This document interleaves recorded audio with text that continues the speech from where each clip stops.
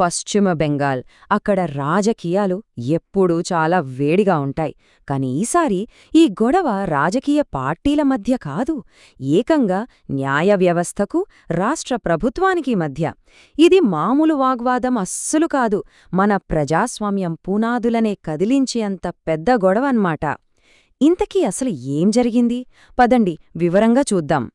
ఈ మాటలన్నది మరెవరో కాదు, స్వయంగా భారత ప్రధాన న్యాయమూర్తి. ఆయన నోటి నుంచి ఇలాంటి ఒక బలమైన మాట వచ్చిందంటేనే పరిస్థితి ఎంత సీరియస్గా ఉందో మనం అర్థం చేసుకోవచ్చు. ఈ ఒక్క వాక్యం రాబోయే ఒక పెద్ద తుఫానుకు సంకేతంలా మారింది. ఓకే, ఈ మొత్తం ఇష్యూను క్లియర్గా అర్థం చేసుకోవడానికి మనమొక 5 విషయాల గురించి మాట్లాడుకుందాం. ఫస్ట్, సుప్రీంకోర్టు దీన్ని ఒక సవాల్గా ఎందుకు తీసుకుంది? తర్వాత అసలు మాల్దాలో ఏం జరిగింది? ఆ తర్వాత కోర్ట్ రియాక్షన్ ఎలా ఉంది? పొలిటికల్ పార్టీలు ఒకరిపై ఒకరు ఎలాంటి ఆరోపణలు చేసుకున్నాయి? ఇంక చివరగా ఈ గొడవ మనందరికీ ఎందుకంత ముఖ్యమో చూద్దాం. అసలు కథ మొదలయ్యేదే ఇక్కడ. గ్రౌండ్లో ఏం జరిగిందన్న దానికంటే ముందు దానిమీద సుప్రీంకోర్టు రియాక్షన్ ఎలా ఉంది అనేది చాలా ముఖ్యం. వాళ్ళెందుకంత కోపంగా ఉన్నారో చూద్దాం. సుప్రీంకోర్టు దీన్ని ఎలా చూసిందంటే, తమ విధుల్లో ఉన్న ఆఫీసర్లను అడ్డుకోవడమంటే అది తమ అధికారాన్ని, తమ వ్యవస్థనే నేరుగా సవాల్ చేయడమని భావించింది. ఇది న్యాయ వ్యవస్థను భయపెట్టడానికి చేసిన ఒక బరితెగింపు చర్య అని చాలా సీరియస్గా తీసుకుంది. చీఫ్ జస్టిస్ మాటల్లోనే ఈ మొత్తం సమస్య వెనుక ఉన్న రాజకీయ కోణం మనకర్థమవుతుంది. ఆయనేమన్నారంటే, ఇంత రాజకీయంగా చీలిపోయిన రాష్ట్రాన్ని నేనెప్పుడూ చూడలేదు. ఇక్కడ పరిస్థితి ఎంత దారుణంగా ఉందంటే కోర్టు ఇచ్చే ఆర్డర్లలో కూడా పాలిటిక్స్ కనిపిస్తున్నాయి అని అన్నారు. అంటే పరిస్థితి ఏ రేంజ్లో ఉందో చూడండి. సరే, సుప్రీంకోర్టుకి అంత ఆగ్రహం తెప్పించిన ఆ అసలు సంఘటన ఏంటి? ఇప్పుడు మనం టైంలో కొంచెం వెనక్కి వెళ్ళి మాల్దాలో గ్రౌండ్ లెవెల్లో ఏం జరిగిందో తెలుసుకుందాం. ఈ మొత్తం గొడవకి సెంటర్ పాయింట్ ఎవరంటే, సుప్రీంకోర్టు ప్రత్యేకంగా ఎలక్షన్ డ్యూటీ కోసం పంపించిన 7 జ్యుడిషియల్ ఆఫీసర్లు. ఇంకా చెప్పాలంటే ఆ 7గురిలో 3 మహిళా అధికారులు కూడా ఉన్నారు. ఇక్కడ దారుణమైన విషయమేంటో తెలుసా? ఆ ఆఫీసర్లని ఏకంగా 9 గంటలకు పైగా, అవును 9 గంటలకు పైగా ఒక గొంతు బంధించిందట. కనీసం తాగడానికి మంచినీళ్లు, తినడానికి తిండి కూడా ఇవ్వకుండా. అంటే ఆలోచించండి వాళ్ల పరిస్థితి ఎలా ఉండి ఉంటుందో.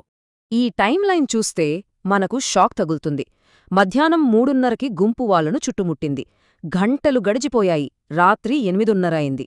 అయినా లోకల్ పోలీసుల నుంచి, అధికారుల నుంచి ఎలాంటి స్పందన లేదు. ఇక లాభం లేదని స్వయంగా కలకత్తా హైకోర్టు చీఫ్ జస్టిస్ రంగంలోకి దిగారు. చివరికి అర్ధరాత్రి దాటిన తర్వాతగాని వాళ్లను విడిపించలేకపోయారు. ఇంతకీ ఈ గొడవంతా ఎందుకు మొదలైంది? ఓటర్ల జాబితాలో కొన్ని మార్పులు చేస్తున్నప్పుడు కొంతమంది పేర్లను తొలగించారట. అదే ఈ దాడికి అసలు కారణమనంటున్నారు. కథ ఇక్కడితో అయిపోలేదు. వాళ్లను ఆ గుంపు నుంచి రక్షించి బయటకు తీసుకొస్తున్నప్పుడు కూడా వాళ్లు వెళ్తున్న కార్లపై రాళ్లుతో దాడి చేశారు. అంటే ఆ బందిఖానా నుంచి బయటపడ్డాక కూడా వాళ్ల ప్రాణాలకు ముప్పు అలాగే ఉందన్నమాట. ఓకే, ఇంత దారుణంగా జరిగిన ఈ సంఘటన తర్వాత సుప్రీంకోర్టు ఊరుకుంటుందా? అస్సలు ఊరుకోలేదు. ఎలాంటి కఠినమైన చర్యలు తీసుకుందో, ఏ ఆదేశాలు ఇచ్చిందో ఇప్పుడు చూద్దాం. సుప్రీంకోర్టు ఈ సంఘటనను క్రిమినల్ కోర్టు ధిక్కరణ అని చెప్పింది. అంటే ఇదేదో అనుకోకుండా జరిగిన ఆందోళన కాదనమాట. వెల్ ప్లాన్డ్ అటాక్ ఇది. న్యాయ వ్యవస్థను డైరెక్ట్గా టార్గెట్ చేయడం, జడ్జులని భయపెట్టడానికే చేశారని కోర్టు ఫీల్ అయ్యింది. సింపుల్గా చెప్పాలంటే క్రికెట్ మ్యాచ్ మధ్యలో అంపైర్నే లాక్కెళ్లి రూముల బంధించినట్టు ఉంది ఈ వ్యవహారం. వెంటనే సుప్రీంకోర్టు 3 కీలక ఆదేశాలిచ్చింది. 1. ఈ కేసును ఎన్ఐఏ లేదా సిబిఐతో విచారణ జరిపించండి. 2. అక్కడ పనిచేస్తున్న జ్యుడిషియల్ ఆఫీసర్లందరికీ సెంట్రల్ ఫోర్సెస్తో ప్రొటెక్షన్ కల్పించండి. 3. రాష్ట్రంలోనే టాప్ అధికారులకు షోకాజ్ నోటీసులు జారీ చేయండి. ఎందుకు చర్యలు తీసుకోలేదని నిలదీయండి. ఇవి కేవలం మాటలు కాదు, చాలా సీరియస్ యాక్షన్స్. రాష్ట్ర ప్రభుత్వం మీద, పోలీసుల మీద కోర్టుకి నమ్మకం పూర్తిగా పోయిందని చెప్పడానికి ఈ ఒక్క వాక్యం చాలు. ఏకంగా పశ్చిమ బెంగాల్లో సివిల్, పోలీస్ యంత్రాంగం పూర్తిగా ఫెయిల్ అయ్యింది అని తేల్చేసింది. ఇక ఇక్కడ్నుంచి ఈ మొత్తం ఇష్యూ ఒక పెద్ద పొలిటికల్ ఫైట్గా ఎలా మారిందో చూద్దాం. ఎవరెలాంటి ఆరోపణలు చేసుకున్నారో, ఎలా డిఫెండ్ చేసుకున్నారో ఒకసారి చూద్దాం. మనం ఊహించినట్టే ఈ సంఘటన వెంటనే పొలిటికల్ రంగు పులుముకుంది. అధికారంలో ఉన్న తృణమూల్ కాంగ్రెస్ ఏమో ఇది ఎన్నికల సంఘం ఫెయిల్యూర్ అని, రాష్ట్రంలో రాష్ట్రపతి పాలన పెట్టడానికే బీజేపీ ఇలాంటి గేమ్స్ ఆడుతోందని ఆరోపించింది.